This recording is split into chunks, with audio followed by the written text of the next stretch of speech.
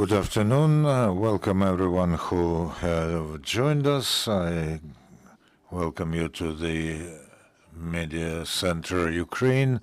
I'm Olga Tomanova. It is the 722nd day since the full-scale invasion of the Russian aggressor on our land, and I thank all the people in media who are working in order to tell the truth about this war. And today, during the press conference, the participants will declare the creation of a association of suppliers of medical aid, and this is a very important. So the representatives are Leonid, Fedorovskyi, who is head of the Public Union Association of Operators and Instructors on First Aid, Natalia Voronkova, who used to be the advisor to the Minister of Defense, David Plaster, the US veteran, head of the project Anomaly, Oleksandr Syvyryn, director of the project the Dnipro Hospitaliers, and Hatalyak, who is the program director of Razom Heroes, the Razom for Ukraine Foundation. For us, this is a great event, and it is very significant that you decided to announce your joining of forces. So who will present the news? Good afternoon, everyone. Thank you for having us here. I also traditionally thank our defenders who give us an opportunity to gather here and to do our important things.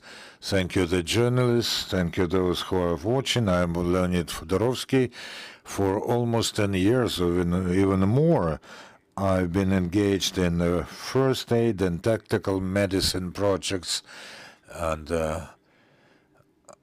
I know people here for many, many years, and we have done a lot together. So at the moment, in our state, there's the increasing scale of the problem about the provision of help, the standards of aid, and training in order to provide help.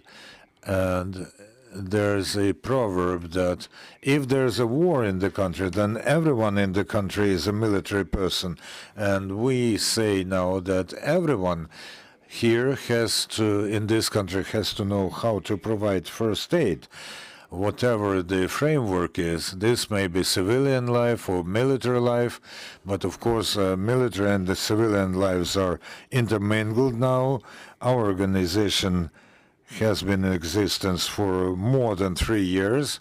We're actively involving all people who are providers or operators of the first aid, those who are being trained, those who have skills, those who have learned quite a lot of time ago, state bodies, producers, manufacturers, and providers to introduce quality standards in our country that reflect the demands of today. Our aim is to, as soon as possible, answering the challenges that we have to create the most safe and the most favorable conditions in order to do this. Not a single country in the world has done this before. We have to teach the entire population of the country to provide first aid. Also, the numerous armed forces of Ukraine, everyone there should be taught. This will be done with in cooperation with the Minister of Defense, with the command, with the Medical Forces Command, so that every military person can protect their own lives and save the lives of their brothers and sisters in arms. We have to consolidate and analyze and process our experience so that we work as efficient as possible now. This is our major aim. There are some additional aspects like the protection of the rights of those who provide help. We are all actively involved in this, and we invite everyone to take part. Please join our web resources, come to us bodily. We will be happy to get any help. Natalia, maybe it's an open secret that all the representatives of organizations who are presented here are rather efficient in their work. Why do you want to join the forces? Well, this is a long overdue decision, and I regret that we have joined the forces only in 2024, but we were trying to work with the state since 2014.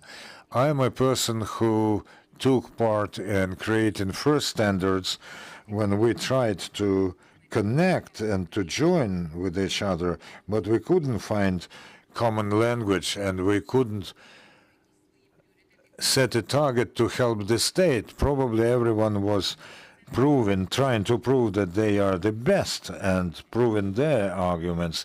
However, this is good that this happened in 2024.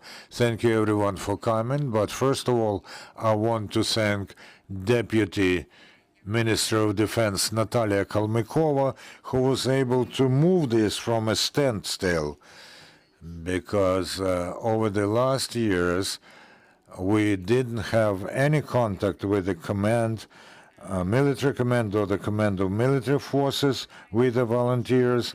However, at the moment the situation has changed, and I am very, very grateful.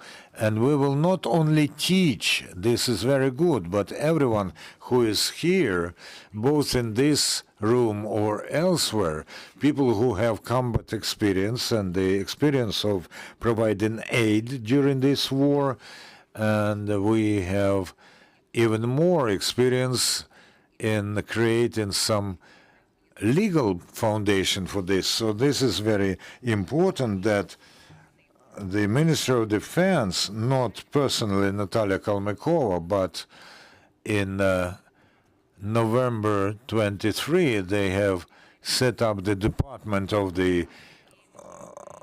Health. However, no one understands what they do, but they are there. However, they did not want to go to meet us halfway. However, the command of the medical forces did this. We were waiting for 6 years for the medical forces to start to communicate with us. The previous two commanders were not talking to public at all. Now we have working meetings with the commander, we have working groups, we talk to each other in chats. So at the moment I have only one doubt about the Department of Health at the Ministry of Defense, because I don't see their work and I don't see their representatives here. We invited them, and we have the memorandum of cooperation with them, so we did invite them. But Sukhorukova, who is the acting head of the Department of Health, they ignored us. As far as I understand, the health department function is the formation of the politics of the military medicine as such. However, there was no document issued by them about the development of military medicine. The command of medical forces is obliged to realize it, to implement it, but what they will implement if there is no policy? And of course, the command of medical forces also is responsible for the formation of needs and requirements. In this, they have to talk directly to the troops, and this is being done. And all the documents that we produce go to be agreed with the military. You are the veteran of the U.S. forces, David. Why you are here? Why have you decided to join? Well, I waited for almost 10 years for NATO to join. I've been in Ukraine for 13 years now, and of course there's a huge difference between Ukrainians and people who are in the NATO. I just don't know why the states have not made the decision as we did in 2014 when we translated the March Protocol and gave it to Ukraine. So we are still waiting for this. Leonid has invited me, and I said, okay, I'm not waiting anymore. I become a public figure, and I am also a member of the academic group that will have the access to microphone, and we will tell you how the work is going, what the mistakes are, and how to improve this so that we can exchange our experience, American and Ukrainian. That's why I'm here. Thank you for being here. Oleksandr and Taras, the questions to you. Natalia has fleetingly touched upon the challenges, but let's talk in more detail. And we understand that there's a lot of people, of public organizations there who help our military and civilians to master military medicine. So who can join your effort? Are you open to everyone, or there are some other considerations? We are open to cooperation with every organization.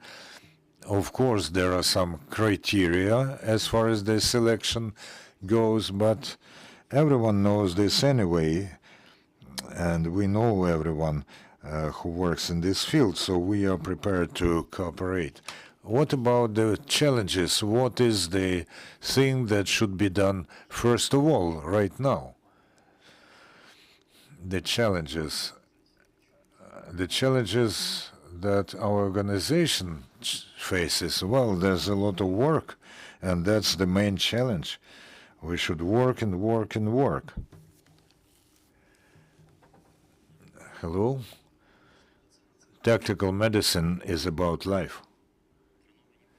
The trained warrior fighters are about the saving of lives. Correctly organized processes in tactical medicine are the preparation and learning and standardization of the instruments of tactical medicine means a quick saving of lives. So we see that all the participants in the press conference see that we should go towards standardization.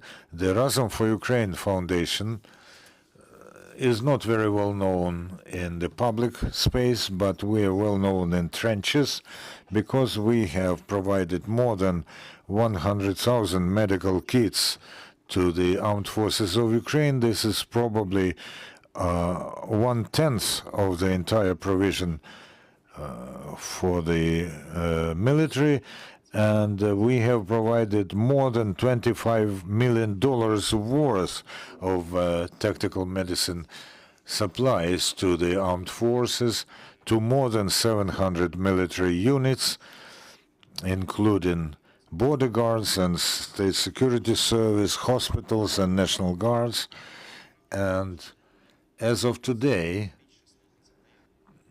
more than 120 evacuation car vans, including 6 armored-plated Toyotas and some other trucks and cars we have provided. But today we have a challenge on which we will focus in the future in the tactical medicine, is the analysis of the problems, of the challenges, the analysis of requirements and needs, more focus on analytical work. Where those problems arise, we are ready to join there. And we are launching training this year for the first time for our military, for combat medics, and for instructors in tactical medicine. As in December last year, we had a fruitful communication with the command of the medical forces. We are verifying the data. This has to be analyzed. This has to be considered jointly. And we have to see where the Razom for Ukraine are ready to offer their shoulder and their help. We are prepared to meet those requirements point by point. And the general requirement and need is immense. And of course, we have to very clearly analyze what a soldier receives, what is their quality of tactical medicine supplies that they get. We also are ready to help the Command of Medical Forces, the Ministry of Defense, and the entire armed forces of Ukraine, so that this process within the framework of the working groups started by the ministry continues. I think that it's going to be rather long, but together we will reach more results and quicker results. As far as NATO standards are concerned, this is very good that we are adopting the NATO standards like MED 212 and EGMED, and this pertains to first aid, medical aid, and to evacuation. But there's a remark: you shouldn't go to the hell before your father, because the standard EGMED P2 is being renewed and refurbished abroad, because it pertains to 218. And for instance, we do not have 3 Apache helicopters to evacuate a wounded person.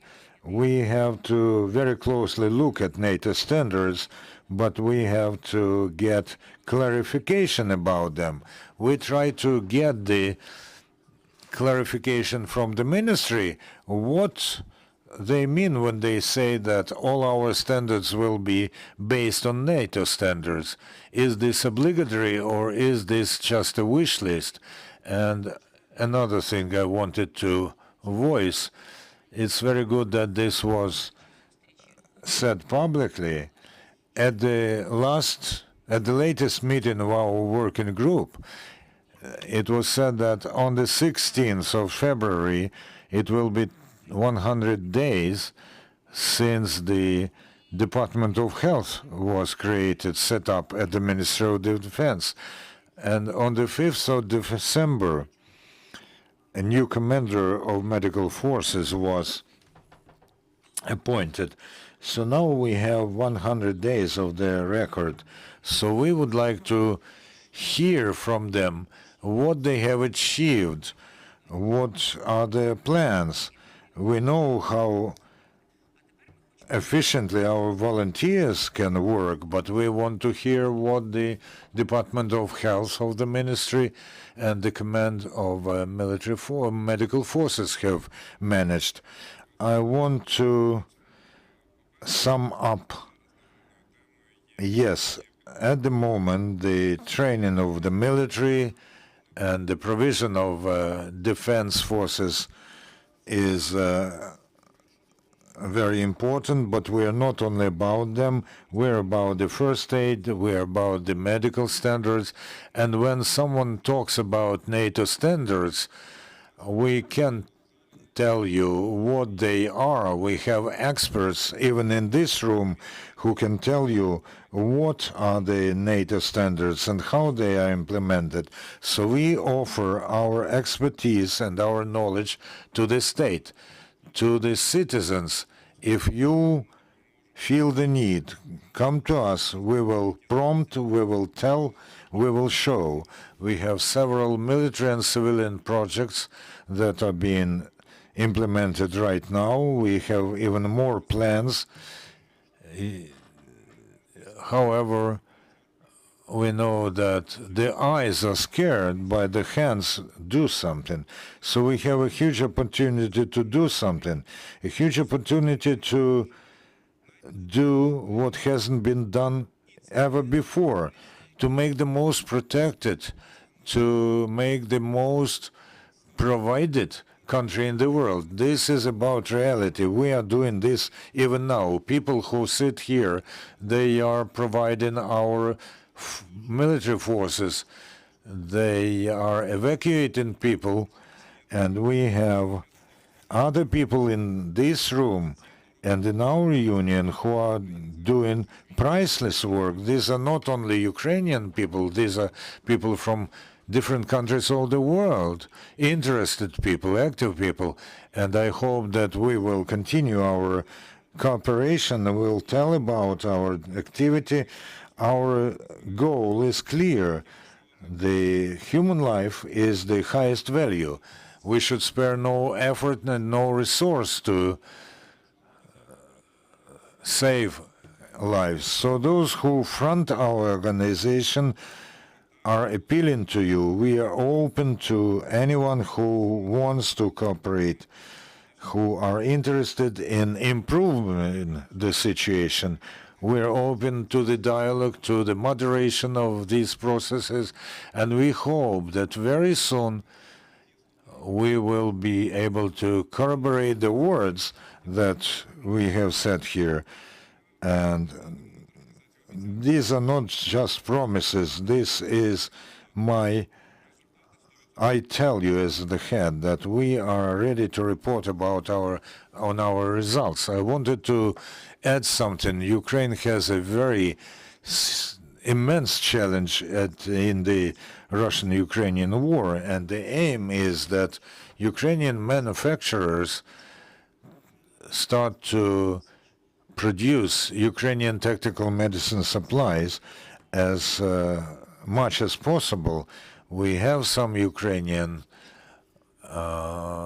produce, and Razom for Ukraine is buying tourniquets and blood transfusion systems, and a lot of this can and must be produced in Ukraine.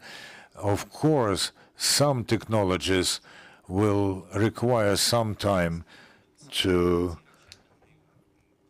adjust their production to the quality, but I still think that the Ukrainian manufacturers are able to do this 100%, and this will be done much cheaper, and this will be the influx of money to Ukrainian economy.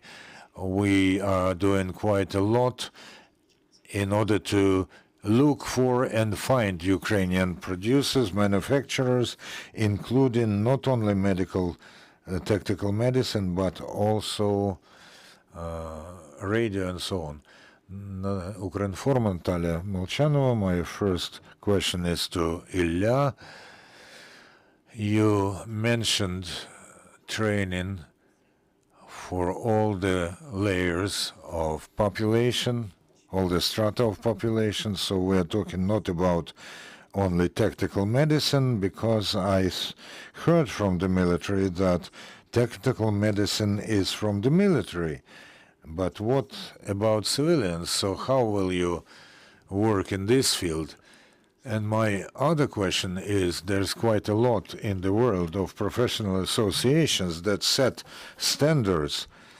We also have the process of creation in the sphere of medicine, in other fields. How many operators you have in your association? How many of them are in Ukraine, or this is impossible to calculate, and whether they all may be called operators?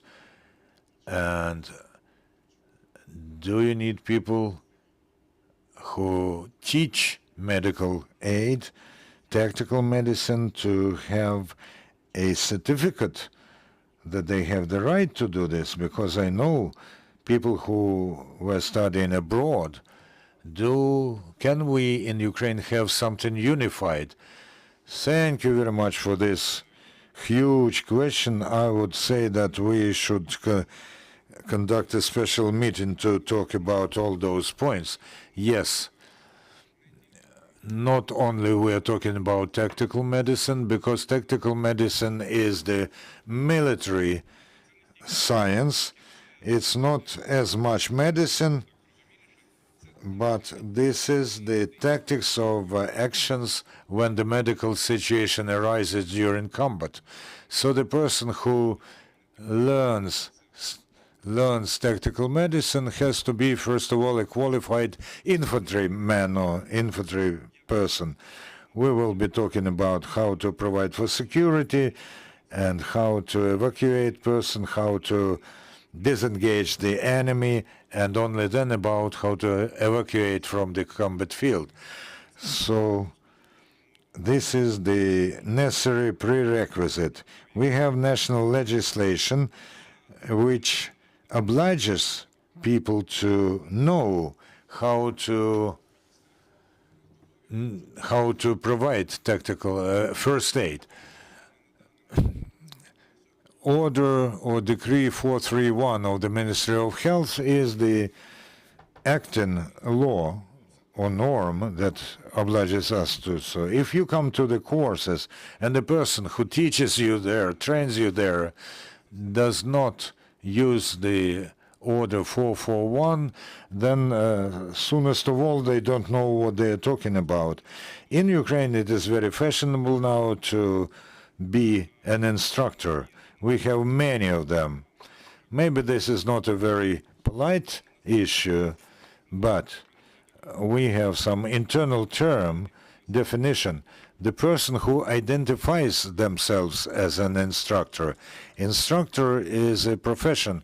When we come to Natalia, Dave, Oleksandr, or myself, we produce official documents that give us the right to train according to this or that program.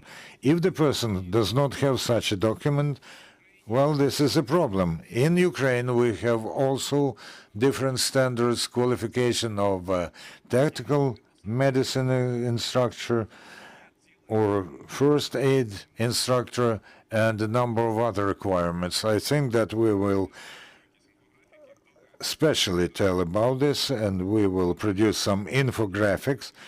I would not very much want to comment on an unpleasant thing that not every person can be the instructor of TechMed.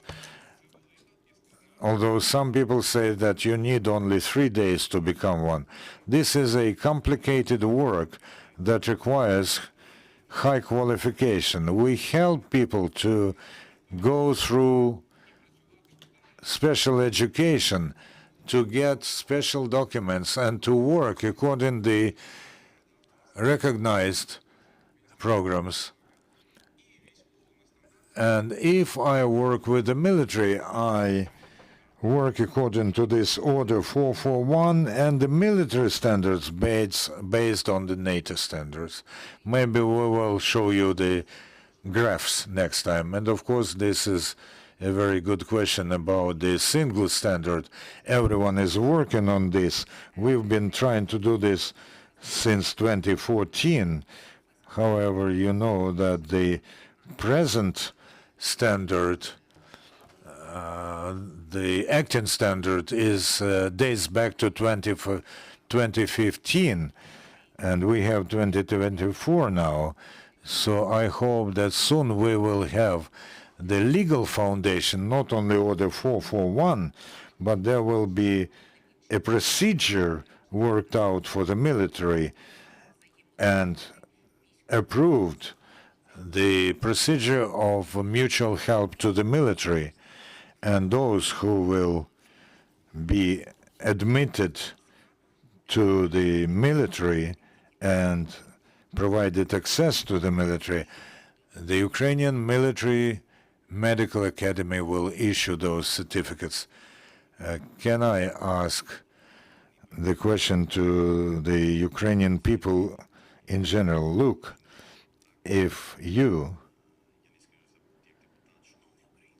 I won't as an MP say, dear Ukrainians, I've been here for 13 years now. I'm not silent because I know that Ukraine will live. I went to the front without any contract, without ID card. I fought by Slovyansk, and for the first, because I knew what to do. I saw S-mark for the first time. I previously have seen this only in the movies when a drug-addicted person was doing this. If you saw strings on the sausages at the market, well, they cut themselves. But you know, this is what Ruskies do. So my question is, can everyone ask everyone who serves if they had the tactical medical training, how can they put a bandage on them or on themselves or other people, and whether they have the protocol? If there's no protocol, then you should go to your platoon commander and ask why so. There are many companies in Ukraine who have made quite a lot of good things. And by the way, my friends in America have used quite a lot of Ukrainian produce. However, many people do not know about this because there's no communication from the military, from the medical command to the volunteers, to the military. I am going there with Ukrainian things like bread and salt in order so that our partners know about this, so that they can pose the questions on their part to the Ukrainian state, so that the Ukrainian state gives money for some efficient work. When we are together, we will work for the victory on the black and red square. Since 2019, I'm engaged in the training process in our hospitaliers organization. We are training not only the military, we also train civilians actively, and there's such a nuance when the tactical medicine became fashionable.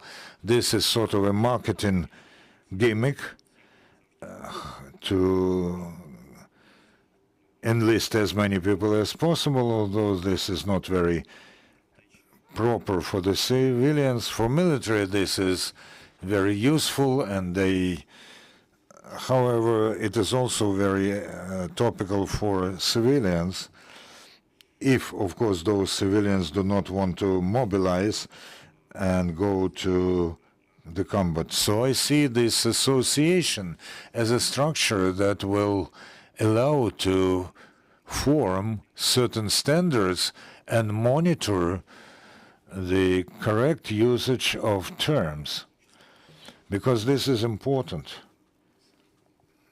And of course, we are teaching civilians as well, but you should distinguish between them. Any other questions? Yes, please. Glory to Ukraine. For 10 years, I'm also a veteran of the war as well, having served over 4 years on the front lines. We have heard you discuss the formation of this medical association, and I think that this is a very positive initiative that should have occurred at least 10 years ago. However, the most serious issue of the capability of medical personnel on the front lines remains. Over the last 20 months, myself and my investigative team have found a dangerous and inherent lack of skill sets among our medical personnel due to poor education standards, that has cost the lives of many of their patients with medically solvable issues. This evidence is collected and given to a Verkhovna Rada committee for investigation and shall later be addressed by the criminal justice system. I am not just a trauma care medic or an officer.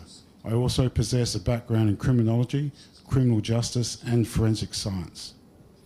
To those of you here, I ask the question, what are you all doing to address the problems that I've outlined that you all may or may not be aware of? And what framework, if any, have you initiated to fix these issues, if so known?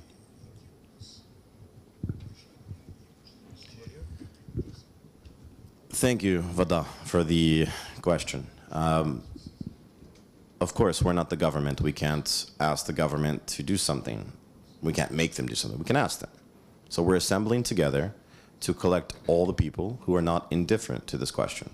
Because the most important thing is to bring back people alive and to prevent the loss of their lives. We've all lost a lot of people in this last 10 years, you and I. So we're working to hold the government accountable for that and help them working forward. We're not focusing on necessarily at this point who's guilty, but what is not correct and how we're going to work forward together. Because we can't do it without the government. Many people have tried these last 10 years to work without the government over and over. And maybe people watching don't think I'm intelligent, but we can agree Einstein is. And he says doing the same thing over and over again, but only expecting the results to be different is by definition insanity. I think everybody assembled here today is very sane, very competent in areas, and came here with the best intentions to move forward. We have invited the government to be here today, and they were too busy. I don't want to speak for them. I wasn't elected, nor was I appointed to do so. But the questions are out there. That is why we're also going to be raising these questions, and if you would like to provide a copy of your current findings, I'm more than happy to share them with our partners, because we should be having these conversations openly and honestly. Because if Ukraine needs help and doesn't have the ability to do it itself, there is a whole bunch of partners around the world and good people willing to help Ukraine. And I think the world has seen that. Some people maybe just discovered Ukraine on a map in 2022. And some people have been fighting in the nasty, dirty places since 2014 when the war actually began with Russia. But if you're willing, we're willing to work with that and to push that forward to make sure people hear it. And we're open to the community, not just in Ukraine, but around the world, to share their concerns and to support any way they can. There's lots of great organizations that have been doing this for years, and we need more volunteers. Not just send money, send resources, send material support. Write your senators, your parliamentarians. Talk amongst your people. We're trying to save lives. Anybody can take a life, but you have to learn properly how to save a life. And that's why we've assembled here today. Did I address your question fully, sir? Thank you. Дякую. Чи є ще питання в залі? Any other questions? Something to add. I want to, well, we understand that among our population, among Ukrainians, there is a trend that people go to learn. They also want to learn pre-medical help, aid. Let's try to help them and tell them how they should choose the organization that provides such a service or an instructor, what they should pay attention to. I mean, an average Ukrainian. Well, there are some criteria that should be taken into account. First, a good training does not happen within a short span of time. When you are promised that you will get the material within an hour, this is not correct.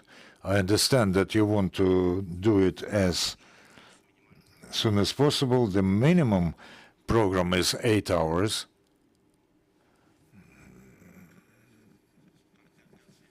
For civilians, the minimum is 8 hours. Another point, and often there's a mistake when they try to combine a lot within one course.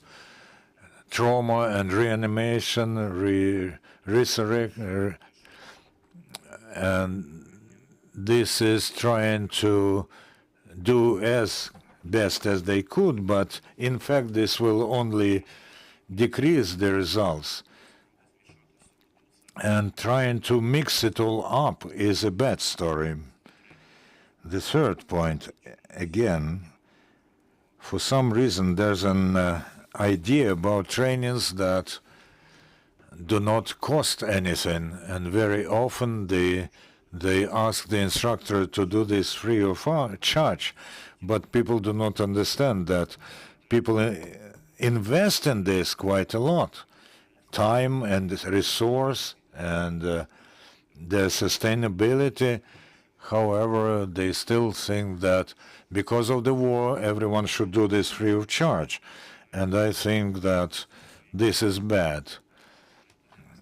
Of course, there are many enthusiastic instructors, and they try to do this. But if this happens for free, they very soon get tired. This cannot last for months and months on end. So when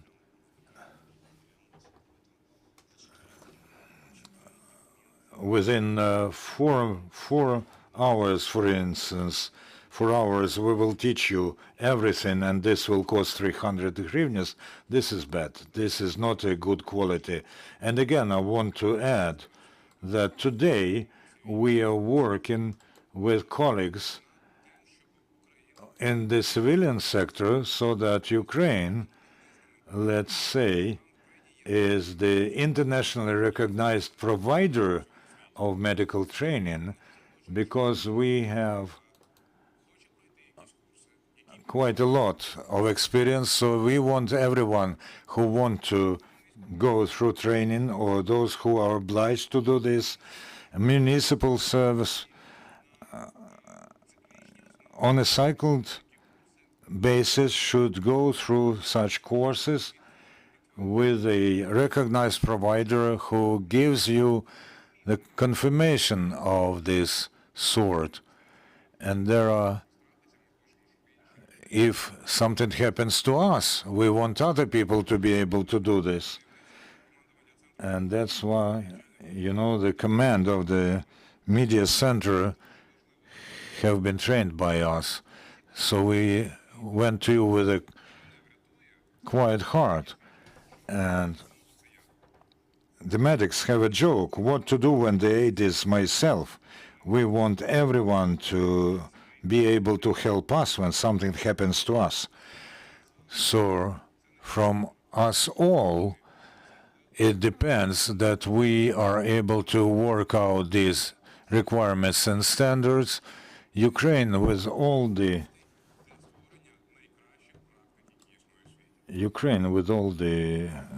problems that we have, is the best window of opportunities for the best results. And of course, we train all the military free of charge.